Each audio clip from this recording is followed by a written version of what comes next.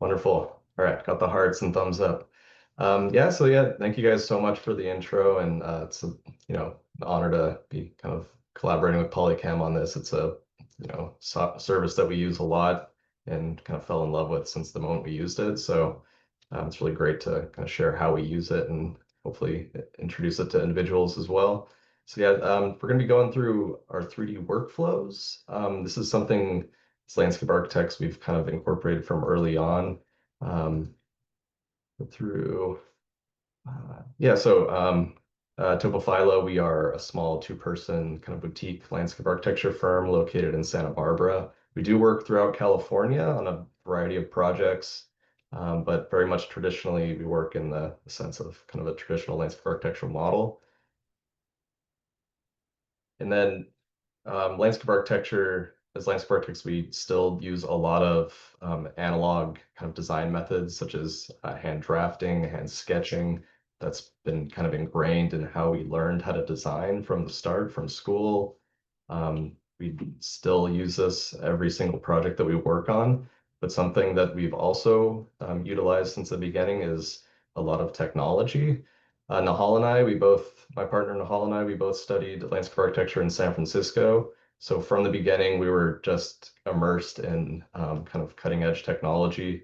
I mean, this slide is kind of funny because it's something that we made 10 years ago for another presentation, but they're all kind of relevant newer technologies, 3D printing, um, art, virtual reality, and also 3D scanning, or something that we've been kind of dipping our toes in and trying to see the values and how we can kind of impact our design and kind of improve the design process over time. And then one solution that we found that was incredibly useful for landscape architecture was site capture. So essentially capturing any site in any particular time, not just from a photograph, but from a more, valuable stance. So looking at the 3D, the qualitative applicate characteristics of it, as well as the quantitative.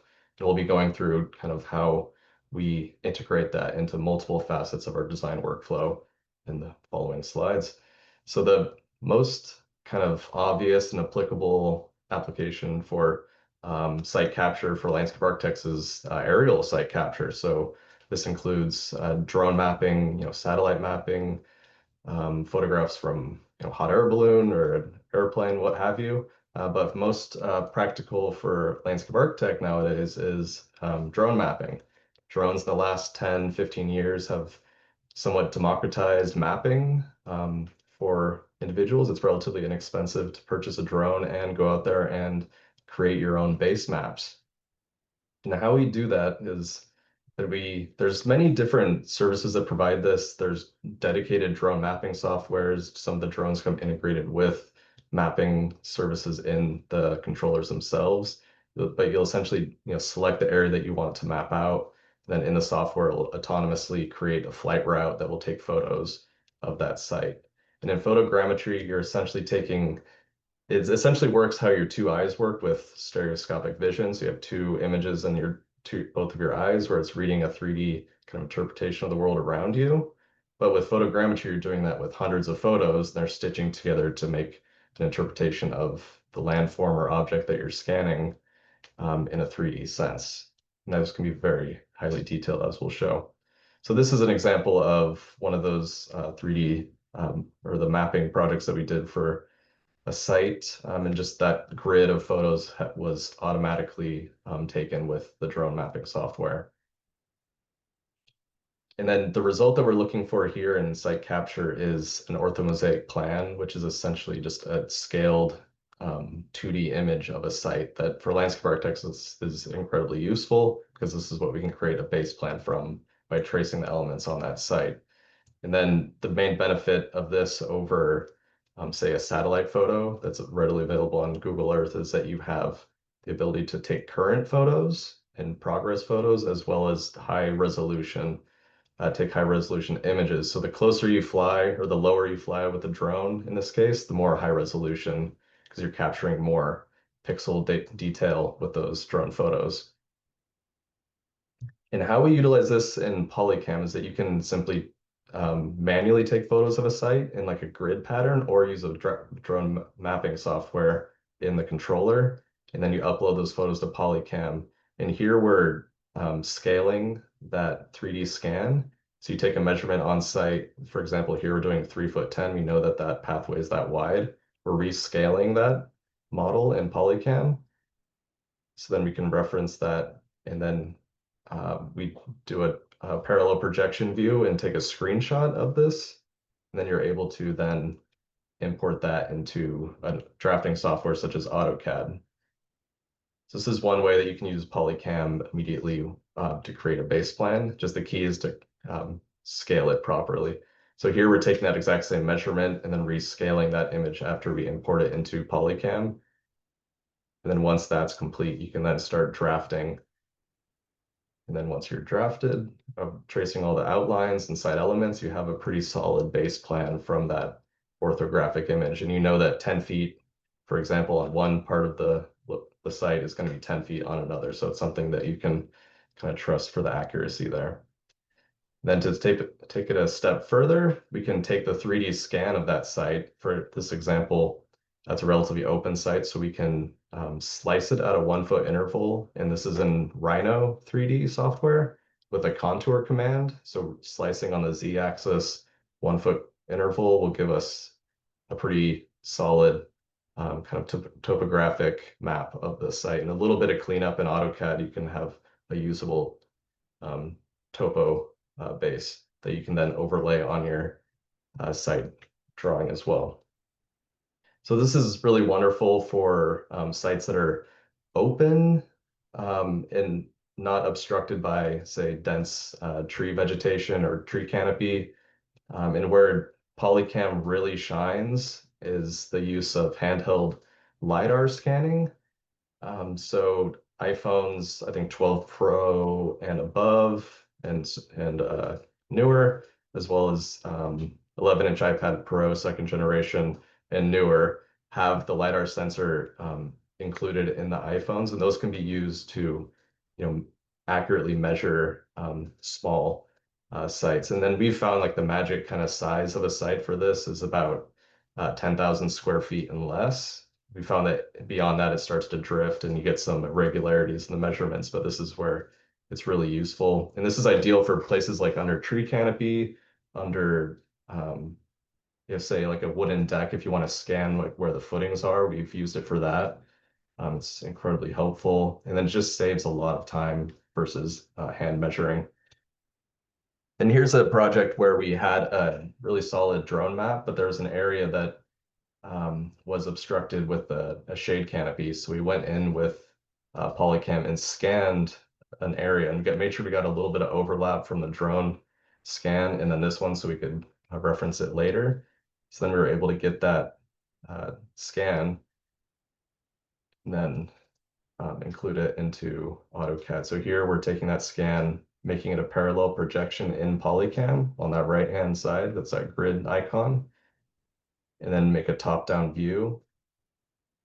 And then once you do that, you can take a screenshot of that and then drop that into AutoCAD and then rescale it there. So here's just the process of that. So you have your drone map, you drop in that screenshot image, turn off the background of it, and then line it up with the existing drone map. So then you can get a really full picture of what that base plan would look like. So here now we have the completed base plan with that missing information included.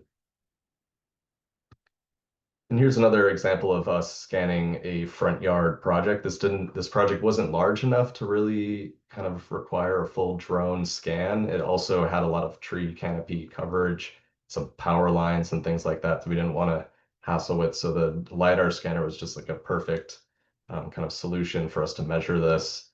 And whereas hand measuring this would be incredibly time consuming and complicated with the organic shapes, just with the LiDAR scanner, you just know you're getting something with a lot of accuracy and speed and efficiency that you can also reference later on.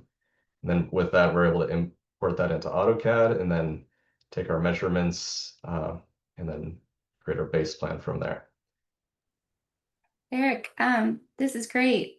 Before we move into more of your design framework, just wanted to chime in with a few questions. Some things our our attendees may be wondering about. Can you share a little bit about, how utilizing these scanning technologies, whether aerial with drones or handheld LiDAR on the Polycam, how does it compare with the cost and time associated with some of the traditional site documentation that you might have been using previously or that some of our attendees may still be using? Yeah, that's a great question. And there's multiple facets to that. So depending on the complexity of the project and the project requirements, um, you might need like a site survey for a more complex project, but in some cases, like for just landscape design, where you're doing planting, a lot of softscape and kind of pathways and things like that, this we have to do a lot of hand measuring where we wouldn't have the budget for a site survey. Whereas with 3D scanning, you can capture kind of every measurement, even the ones that you didn't even think about getting, and then you can revisit that. So it's what would take 8 hours to measure a site, it now takes like an hour at most. And then so just it's an incredibly like huge time saver. And then it's also the value of measuring it later is also great.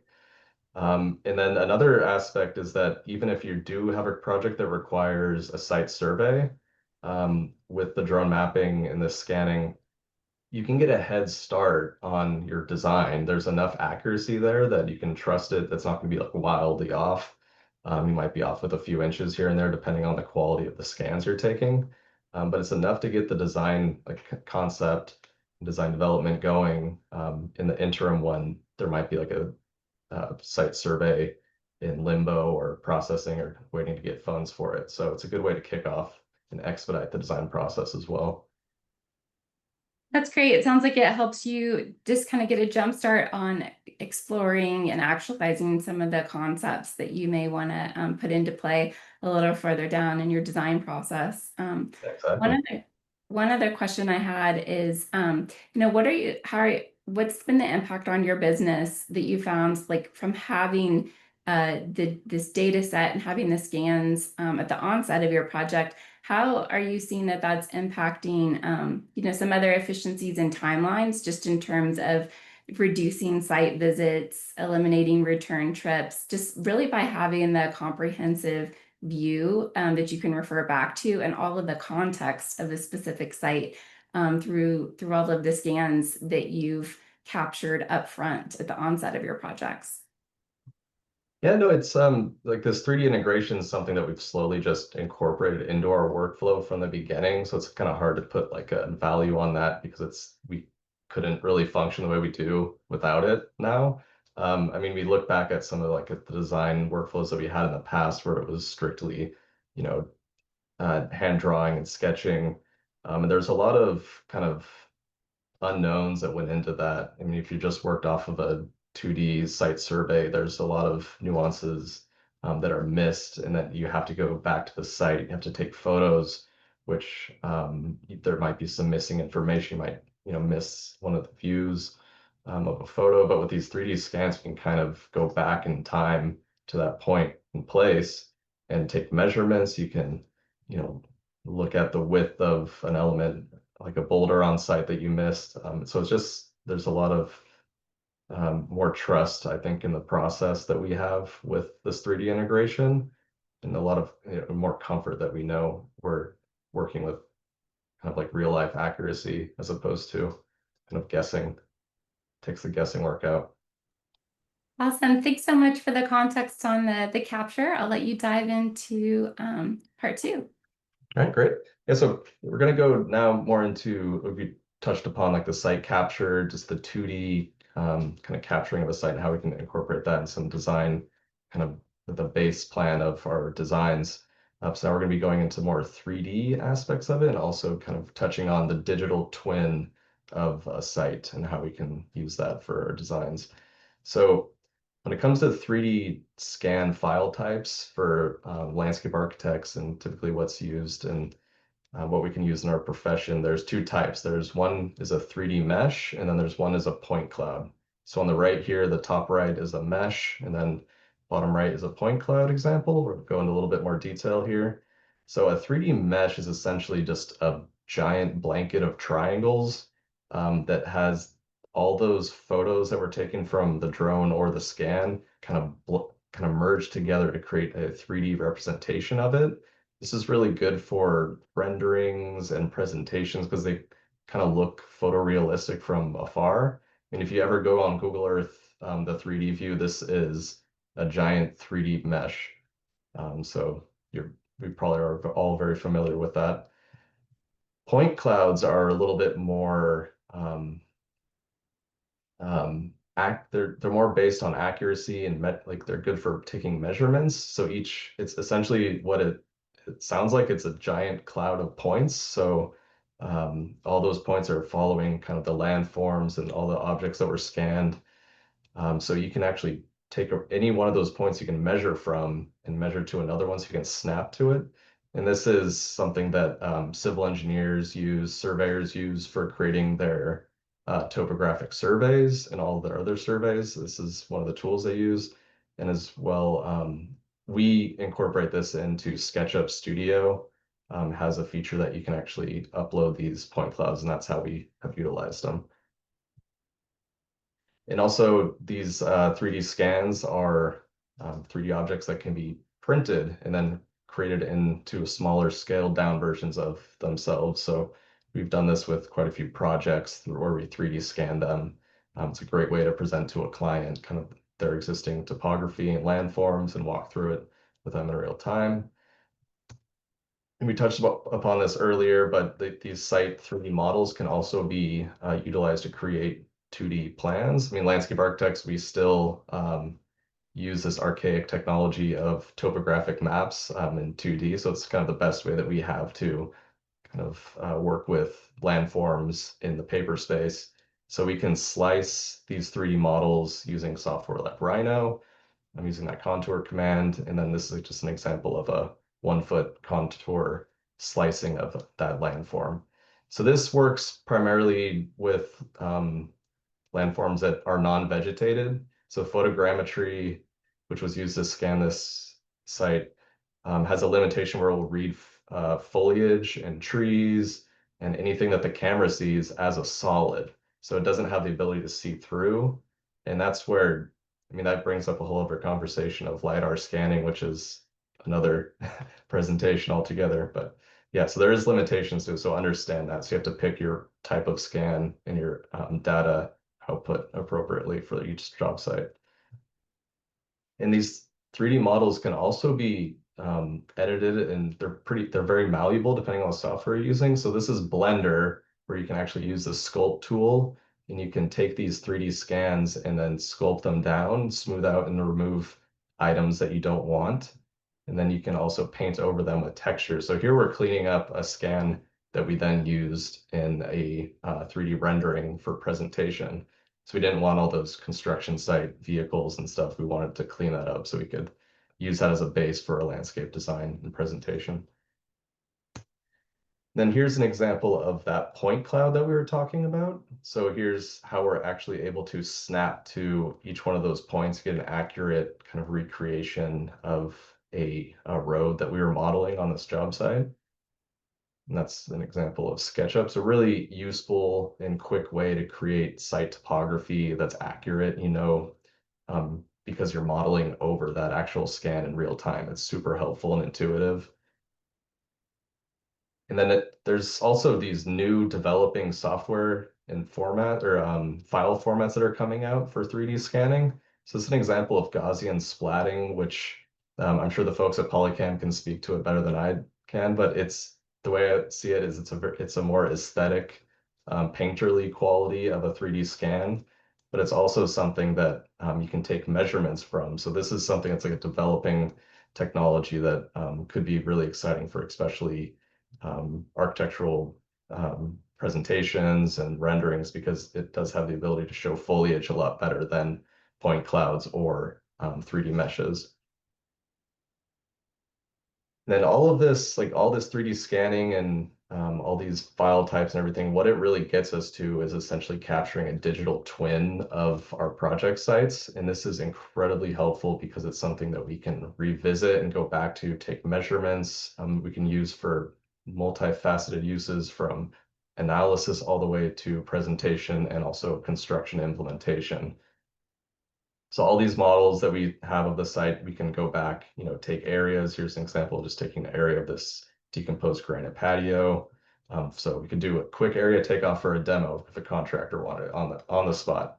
So super quick and easy. And this is in Polycam. Then, here's an example taking the lawn area. So that's just something you can do in the app integrated, really quick and easy. These digital twin models then can be referenced with measurements, and then you can recreate them in, for example, the left is a 3D mesh that we kind of duplicated and copied and remodeled it in SketchUp. So we had a clean base model. So we didn't have the model from the architect for this project. So now I'm going to be going through some case studies showing how we kind of incorporate all these kind of digital twin aspects and actually put it into a real life project.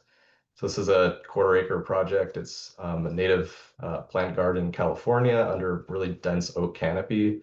So we're really unable to scan with traditional drone scanning kind of methods.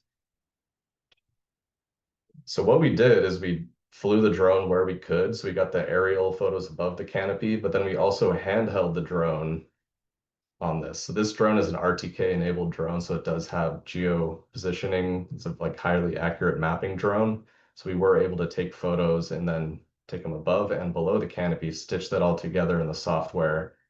And then the final result is you get the really high resolution kind of base scan of the above canopy, but also you capture all of that under canopy information.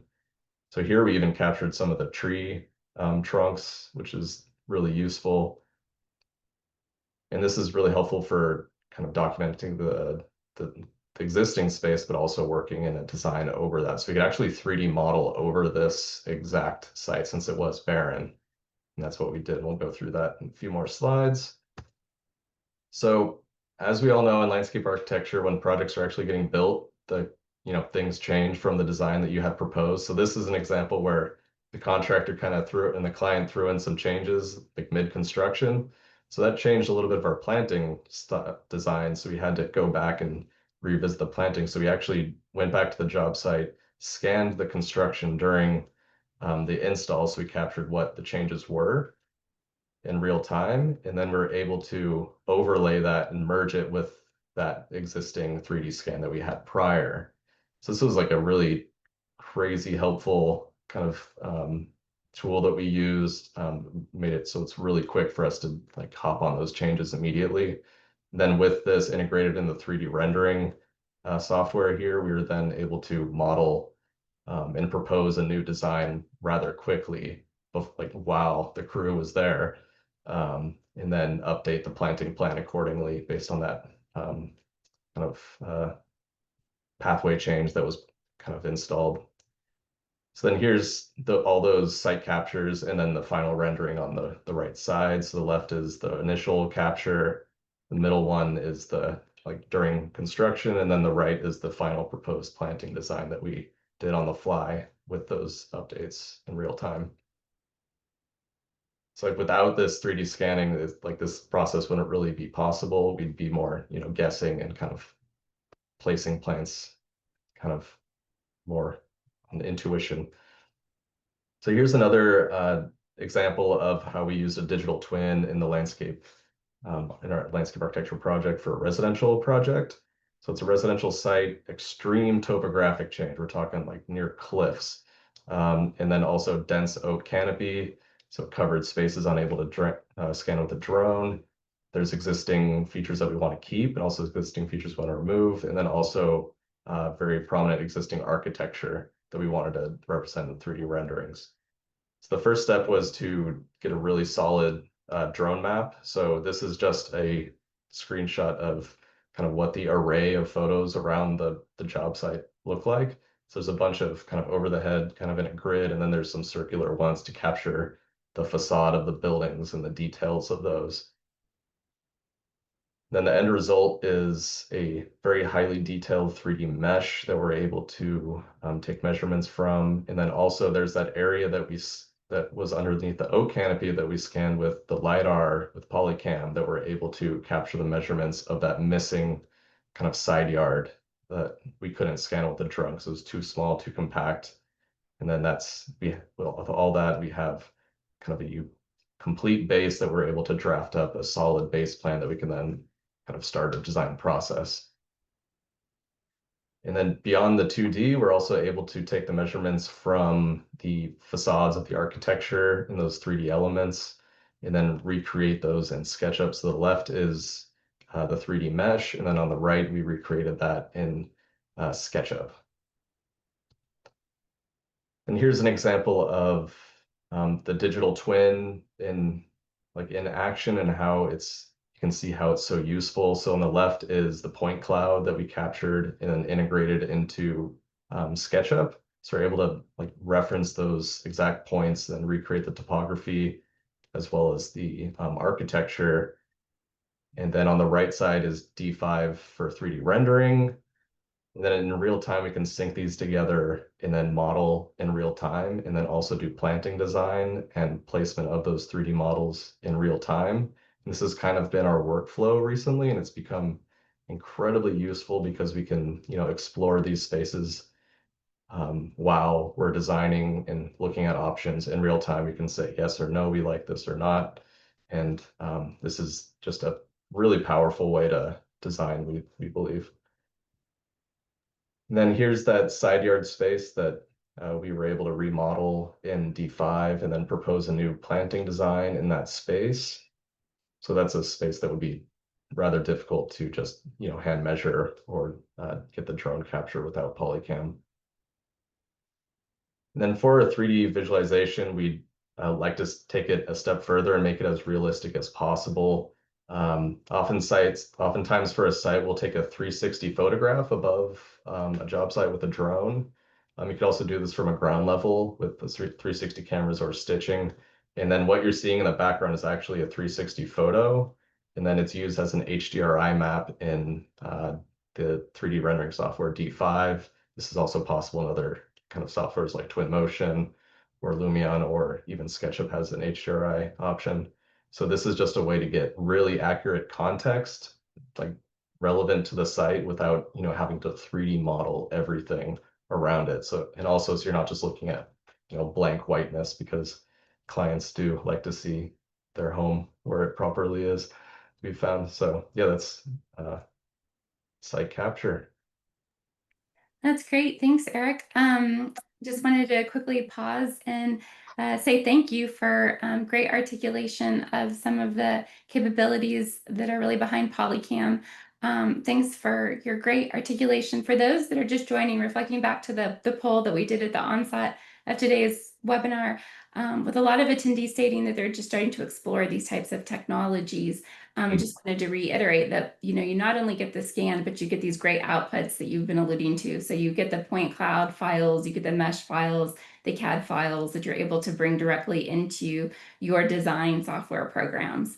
So I just wanted to take a moment and ask you, what type of, you did a great job of taking us through the workflow. What are some of the efficiency gains that you're experiencing or that you've experienced over the years since adopting this as part of your workflow? When you consider, some of the things that you mentioned, like time to create existing conditions, like those base conditions, and do some of that modeling and design software programs like SketchUp, AutoCAD, some of the others that you mentioned. That's a great question. With this 3D workflow, we found there's a lot of upfront kind of investment in it, not just investment monetarily, but with time. You have to take a lot of time to create these base models, because you're really, when you're making a digital twin of it, like in SketchUp, you're really just modeling every piece of that entire site again. So it does appear like there's a lot of upfront work, but the amount of time saved during the design process we've found is just incredibly valuable. It not just in the design, but also in the presentation, then also coordinating with the contractor and actually getting it installed. Having all of this information kind of throughout the process, we've found has just been incredibly useful, and it saved us a lot of time. It's just getting that initial investment into it. And then also learning through this workflow. This is something that we're still learning a lot. We're still exploring new techniques. We're always open to new technologies and techniques, and we're still learning. So this isn't like the standard way to do it, but I'm sure there's a better way. But this is how we found and how to apply it to landscape architecture. If you were going to compare and contrast it to previous methods for modeling and design work, what would you say, like, what would you think that your efficiency gains would be if you were to quantify them? Well, with like 3D capture, that I wouldn't really think there's anything comparable before. Before you'd have to take photos or you'd have to contact, like if we are going to model the architecture, you'd have to contact the architect and look and ask for their base plans or their Revit file, which they wouldn't share with you because they don't want to, which is mostly the case. So sometimes it just wouldn't be possible. You just have to block in like a white block of a building, which is mostly the case.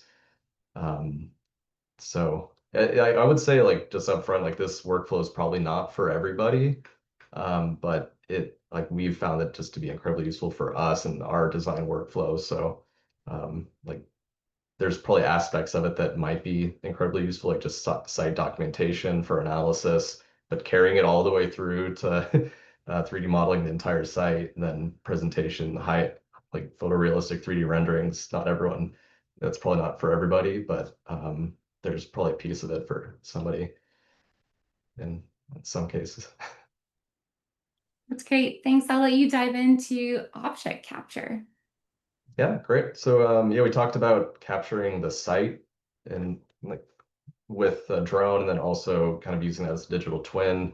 This 3D capture can also be used to capture objects. So we like to use kind of this, define this as like things that are 10 feet and smaller, 10 by 10 and smaller. It's kind of like the Goldilocks zone for that. So this is great for, objects you find in the landscape that you want to repurpose. Like capturing objects that you want to use in 3D renderings or even plants that you want to use in 3D renderings. And the process is the same as capturing a site, but it's on a smaller scale. So in Polycam, this is a really great tool that it has is the object capture, where you just take a ton of photos of an object in different angles, and then it processes it into a really high-end 3D model. So this can also be applied to foliage and planting. So we've found that the object scanning with photogrammetry works best with kind of succulents, things that don't have a lot of translucency in the leaves. That's where photogrammetry kind of struggles with, but things like agaves, cacti, and other succulents, it does really well. We have had some test cases where we've actually scanned foliage plants in the like optimal lighting conditions, usually like on a foggy day or in a studio with diffused lighting. You can capture like a branch of it and then compile that and edit it into a full plant. So it's an example of a white sage. This video is not going to play, but of that we captured and then 3D scanned and then created a full plant model out of it. So that's one way that you can test it out. Because like having a 3D model of a white sage that doesn't exist online, so it's something that we kind of had to create because it's a plant that we use a lot in our projects in Southern California. So just having that missing from our renderings, it just needed to happen. So we did make it happen. And then also in Southern California, we have this iconic native tree here, the coast live oak. Every job site nearly has one that we work on, and each one of them is so unique and special that showcasing them in our renderings is pretty important, especially if we're going through the detail of everything else. Modeling the architecture, we should represent the landscape equally as importantly. So here's an example of just how we captured a tree using we've had luck with the LiDAR scanner as well.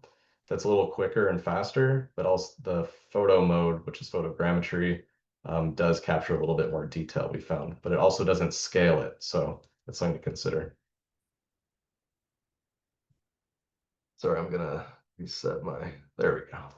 So then here's an example of the 3D scan of an oak tree that we overlaid into our design. We're able to have those layers of here's the 3D scan, here's the base kind of 3D model, and then our proposed planting design kind of merged together into one view. And that's kind of like the workflow that we do with these kind of hyper-focused 3D scanned elements. And here's, just a kind of example of that. So this is kind of a really beautiful oak understory that we wanted to capture and present in the 3D rendering. It wouldn't have the same effect if we just threw in like a generic, 3D tree. So very, they're sculptural pieces of beauty that we wanted to represent in that design, and wouldn't be possible without 3D scanning. So here's another example of how we can utilize these 3D objects. So here we scanned a boulder that we found at a rock yard. We're able to sculpt it in Nomad on an iPad, which is a kind of like a Blender version on an iPad. And then we're able to incorporate that in a 3D rendering. So this is a real rock that we scanned that we can then kind of buy for the site, have it carved out, and then we can also represent exactly what that's going to look like in this 3D rendering application here. So that's something that would be nearly like pretty difficult without 3D scanning, or impossible. So without, you could like sketch it out maybe, but not without the same impact. So that's all great for capturing like kind of real objects that you have access to, so that you can actually like 3D scan and walk around. Then for objects that like you might find online, or on a website, or you can't access completely around it, there's a new feature that Polycam came out with that like we played around with. I was a little skeptical at first, but once played around with it, it was actually quite amazing. That is AI capture. So here is an example of 3 elements that we scanned and then processed and generated a 3D model with AI. So the top photo is just a photo from online that we found. So there's a terracotta pot, another clay pot, and then kind of sculptural modern chair. So these would be things that would take so much time to model. It really wouldn't be worth it. We just put a generic pot in, but with this kind of AI generative model feature, we're able to put those in and output a really useful element for 3D renderings and designs. So here's kind of like how the process works. You simply take a photo from online, you can download it, then you can take other photos from online and just kind of create a little library, plug those into Polycam, it'll process them. Then you can open those 3D, you can download the 3D file, then open them in your 3D rendering software, in this case D5. So the textures on the models are kind of funky sometimes, so you can even change those textures. So in this example, we added in model software, kind of like clay texture to clean it up a bit. Those are scalable and then also editable. And then they also have, I mean, kind of the beauty of that AI generative feature is that it does have a little imperfections like a real clay handmade pot would have.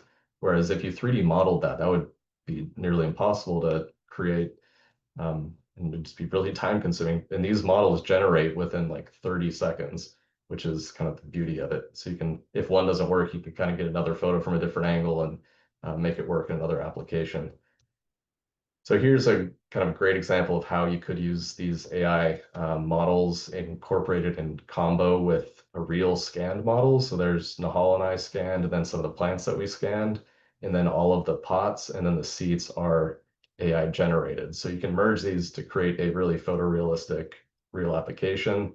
And like these Atelier Vacant pots are, there's no models of them existing online, and then they're really hard to show in renderings, but we have used them quite a bit. So it's like a great way to showcase those in a rendering without having to actually spend the time manually modeling them. So this has been a really useful tool. Then the photos can also be captured in like real time. So you can take a photo from, say, like a job site or a rock yard, or like a pottery store. In this case, it's a fire pit. The Polycam crops out that image and then processes it and creates a 3D model. And that took about 10, 15 seconds to create this model. And then you can open that model or look at it, then download it, and then open that back into the 3D software. In this case, we're using D5. Then in the software, you can, edit the textures a little bit. This one, the software or the textures came in pretty well. You can read that that has that volcanic rock, and also the concrete texture. And then you can add elements like fire for this example. Another way that we kind of envision using these AI captures is you can combine these views in the kind of the enterprise version of Polycam. You can kind of combine scenes, combine elements, multiple models into one. Then here we looked at how you could line up these AI generated plant or 3D pot models. So say like you're shopping on a website, you just plug in these images on the AI generator, you have all the pots that you're looking at, then you can place the plant scan that you're envisioning using in these pots and do the studies, then run that by your client like within the matter of like 15 minutes, all, you know, really quickly and efficiently. And then kind of another feature that where this AI capture really shines is capturing things that are impossible to 3D scan. So for example, reflective surfaces you cannot scan because the photos are reading the reflections and the lighting, so it's impossible to do photogrammetry with. Whereas with the AI scan, it knows with the algorithm what that shape is based on even seeing past the reflection. So here it's able to generate this iconic sculpture, regenerate it, and then you're able to, upload that into your software and create renderings based on it. And like I imagine this would really shine, really be useful if you're working with a sculptor or a client that had a unique sculpture that they want included in the design. You could capture that without having to spend the time 3D modeling it or just simply, doing the old-fashioned way where you Photoshop it in. You could do an AI capture instead. And since these 3D models are, 3D elements, you can also print them. So this is just an example of a small scale 3D print of one of those AI generated models. But I could imagine you could do large format like those clay 3D printers or concrete, so you could actually create or recreate real elements or that could be used in the landscape. Then another really wonderful feature that Polycam has that is probably one of the most unsung kind of things that we'd love to do is augmented reality. So all those 3D elements that you have can be used with the iPhone or iPad with augmented reality. So it uses those LiDAR scanners to place the object in reality superimposed with the camera. So you can place it to scale, like in real time. So here we're placing a 6-ton water sculpture. Instead of having to shift it around and have the crew kind of manually move it, we placed it where we wanted it correctly first and digitally with augmented reality. And then we had them kind of crane it in and move it. So it just saved a ton of time um, and helped out that way. You can also upload files to Polycam and then use that AR feature as well. So here's a play slide that we got from the model from the manufacturer. We uploaded it to Polycam and then we're able to place it, test it out digitally, and then see how it fit around that oak tree. And then that made for, having fun later. And then here's another case study of how we used augmented reality. Kind of this process wouldn't really be possible without Polycam, and also it'd be a lot more guesswork and kind of unknowns. So it was a space where there was a pretty tight space between a concrete pathway and then a concrete driveway. We did some initial mock-ups of what that design could be. The client ended up loving kind of the Flintstones style mailbox integrated with a giant boulder. So we knew that we had to find like the perfect boulder that would fit this space because that otherwise it's either going to be too big or too narrow. So we went to the rock yard, we 3D scanned a bunch of options, and then we found the perfect boulder that would fit upright, tall enough for a mailbox, but also narrow enough that it would fit between those two spaces. So we're actually able to throw that into our 3D rendering software, and then run that by the client. And then the day of the install, we actually then used the AR augmented reality feature to place that boulder and confirm the rotation, the placement, before the crew actually placed the final boulder. So it saved a lot of time kind of wiggling that thing around, readjusting it, lifting it back up. And the final result is that, Flintstone boulder that wouldn't be possible otherwise. So yeah, that's kind of the beauty of Polycam is that it's something that we lived without before, but once we kind of got it integrated into our design workflows, it's something that we can't imagine kind of going without anymore. So yeah, just a summary of kind of the site capture that we went over. So aerial site capture, we typically like to think of it as large open spaces.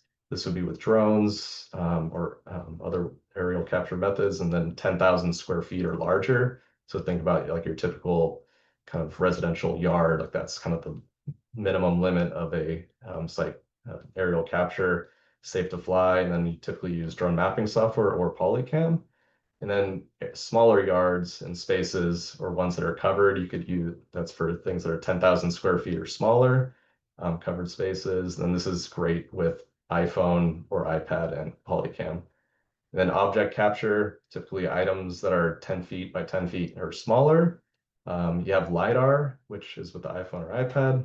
The LiDAR is fast and it's also to scale. So think about that when you're using it, but also the quality is typically a little bit less. So if you want to do a 3D rendering with that item that you scanned, consider doing object mode instead.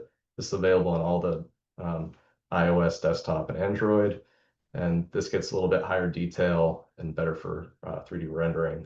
Then you have your AI capture, which is only available on iOS and desktop now.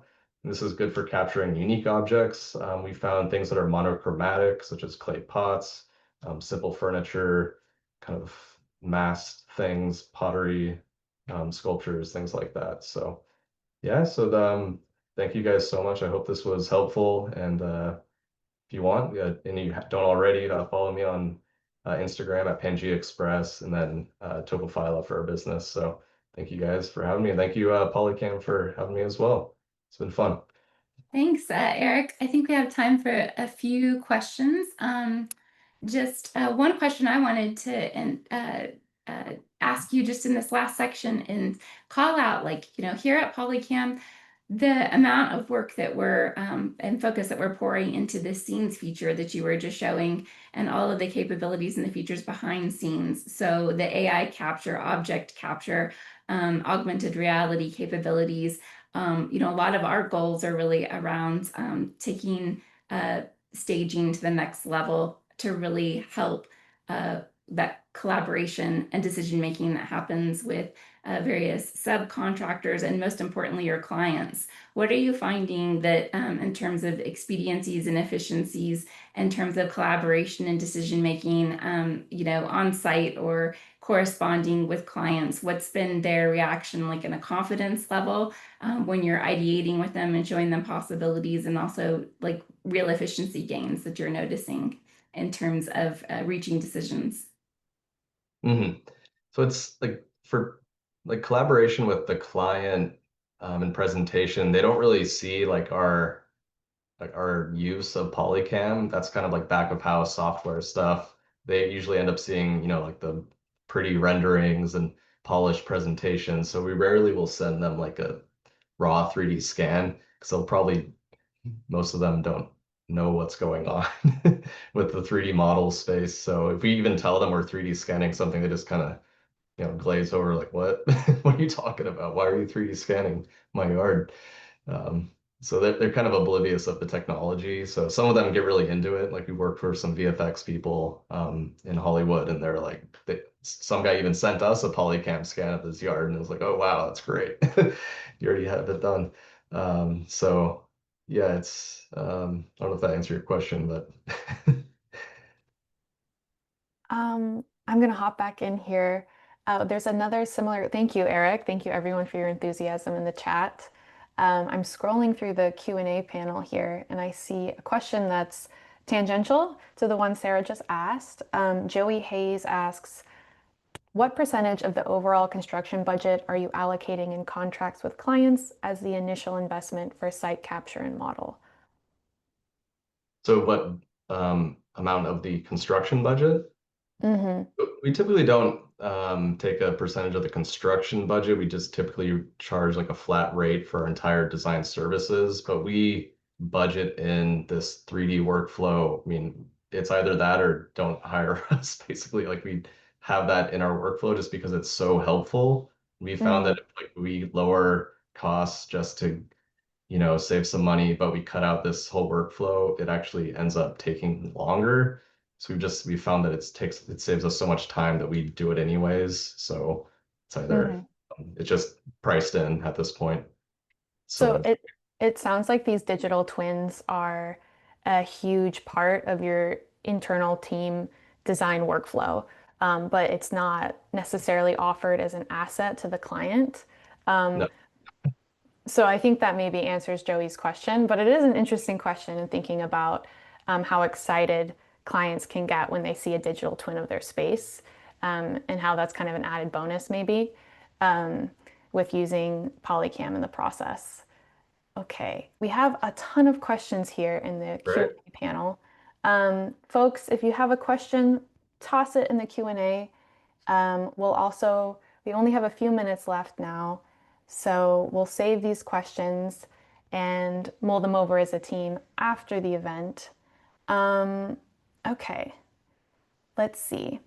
This might be a rapid fire question section. Sure. Um, how do you get the 3D mapping in Rhino from the 2D orthographic drone shot? The 2D orthographic drone image is basically like a byproduct of an actual 3D model. So the photogrammetry software is looking at a 3D space, but it's just flattening it to a 2D view. So usually when you're doing a drone mapping, you're going to have both file sets. You just have an option to download, that 3D file or the orthomosaic plan. It's just that the orthomosaic plan is useful for like plan creation, like 2D plans. Awesome. Sweet. Next question. Do you often have to manually fix reflective or opaque surfaces on the models while using photogrammetry? If so, what's your workflow for handling those issues? So a lot of the 3D, like if we're going to scan a 3D site, we don't actually use those sites as kind of like a rendering product. We usually just use it as a way to analyze and understand kind of the qualities of the space. So we don't really care about cleaning them up too much unless it's like if we are going to scan, like there's one example where I did a 3D scan of myself and I was wearing sunglasses. It read the sunglasses all weird, so I just cut those out and clean up the model. Then also that example remodeled that water fountain out of the boulder. Instead of scanning water in it, we just modeled in a plain surface, then made that a water texture. So sometimes it's a combo of 3D scanning the real element, then combining it with some actual manual modeling to clean it up. So that's one way to work around that. Awesome. And I'm going to share the 3D model of Eric. So if you guys haven't seen yet, the links are available in the resources panel, and there's a fantastic 3D model of Eric here, so we can appreciate him in 3D. All right, Joey Hayes asks, what is your recommended software for drone capture photogrammetry? Um, Lower budget options are of interest to him. Yeah. There's so many options and we've struggled find like over the years to actually find one that makes sense with our budget. They are all extremely expensive, like the high-end ones for mapping. We currently use DJI Terra just because it had a perpetual license. So we had a one-time fee. So it didn't kill us long term. So we're planning to use this forever because it does what we need. But if you're going to go on subscription base, it's going to, really be not, unless you're doing like 10 projects a month or something, it's not going to be worth it. But like Polycam is a great option that you can create those plans from. And I hopefully that you guys will end up working on a feature that actually do an orthomosaic plan kind of export. I think that would be really useful. So put that in the list of deliverables at some point, because that would be a great way for landscape architects to get into it instead of having to screenshot it. So yeah. Yeah. Absolutely. So we are coming up on time here. We have a Mhm. final question that might point to future collaborations. Francisco Ramirez asks, have you thought about creating a step-by-step video on how to use the tools you just described? People are excited. They're also overwhelmed by the information you've shared, and it's so rich. There's so much here. So we definitely have interest for future collabs. All right. Yeah, no, I try to post as much as I can on Instagram. It's hard to have a full-time business that you run and then also post what you're doing on Instagram, but I will try to make more kind of how-to videos. I know I always say that, but yeah, a lot of work goes into those kind of things. So, but yeah, thank you for interest. I'll try to do it. Definitely. All right, so we are at time. Thank you so much, everyone, for your enthusiasm in the chat, for sharing your time with us today, for tuning in from all over the world, for all of these thoughtful questions. There's so much here to learn about. There's so much here to explore. Check out Eric's page on Instagram. Check out Polycam page on Instagram. It's at Polycam3D. We also have a subreddit and a Discord, and the information about the subreddit and Discord and Eric's Instagram will be in the follow-up email after the end of this session. We will also be sharing a recording, so that'll be available to you if you want to scroll through at like 0.5 speed. That is available to you a couple hours after the session. I'll hand it over to Sarah if she has some last thoughts to share. I think you've covered everything. Thank you again, Eric. So many insights that you shared today. We'll also, over the course of time, check back. We'll try to create a written piece that encapsulates some of what Eric has shared today as well. But thanks everyone for your time, your interest, your attention. We are so grateful. Thank you. Thank you, everyone, and see you online. Bye-bye. Thanks, everybody.